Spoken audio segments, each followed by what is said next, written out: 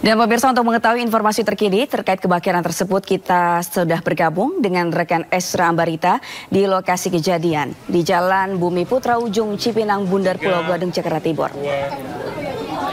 Esra, apakah sudah diketahui penyebab kebakaran yang menghanguskan 13 rumah warga hingga menewaskan 3 balita? Yuk, Esra. Ya, selamat sore Sabrina dan juga pemirsa. Dugaan sementara penyebab kebakaran yang terjadi di Jalan Cipinang Baru Pulau Gadung, Jakarta Timur ini dugaannya adalah karena atau akibat dari korsleting listrik.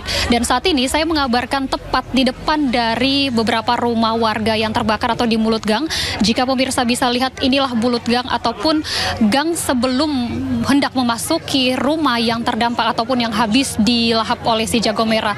Dan saat ini dari pihak kepolisian tengah memasang dari garis polisi maupun yang ada di mulut gang ini dalam proses di mana ini tidak diperbolehkan lagi oleh polisi, pihak warga maupun awak media untuk masuk ke dalam. Sementara tadi juga beberapa warga diperkenankan masuk ini dikarenakan ada percikan api yang sempat terjadi sehingga harus dipadamkan kembali. Dan kalau informasi ataupun penuturan dari warga disampaikan bahwa sebanyak setidaknya untuk terbaru 17 rumah warga yang terdampak akibat dari kebakaran ini. Kemudian juga kronologinya kami tanyakan kepada warga bahwa ada sebanyak 3 jenazah atau 3 balita yang meninggal akibat dari kebakaran ini. 3 balita ini umurnya adalah 4 tahun, 2,5 tahun, dan 1 tahun. Warga pada saat itu atau menceritakannya pada saat itu bagaimana ketika kebakaran terjadi yang mana warga tengah bersiap ataupun berusaha untuk menyelamatkan diri.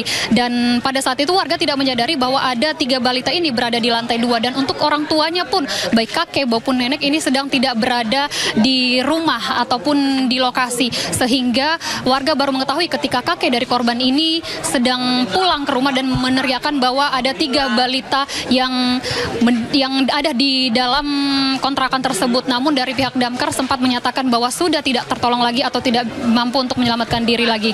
Nah, pemirsa, saya akan tunjukkan kepada Anda. Tadi kita telah mengetahui tempat kejadian perkara ataupun tempat kebakaran, dan kurang lebih 10 meter dari tempat kejadian kebakaran tersebut merupakan tempat di mana warga akhirnya mengungsi. Ada sebanyak 32 kakak ataupun 90 warga yang terdampak, di mana warga tengah mengungsi di musola yang berdekatan dengan tempat kejadian kebakaran. Kalau kami melihat di sini banyak warga yang sudah mengungsi atau begitu tengah duduk di musola ini yang menjadikan tempat ini sebagai pengungsian akibat dari kebakaran.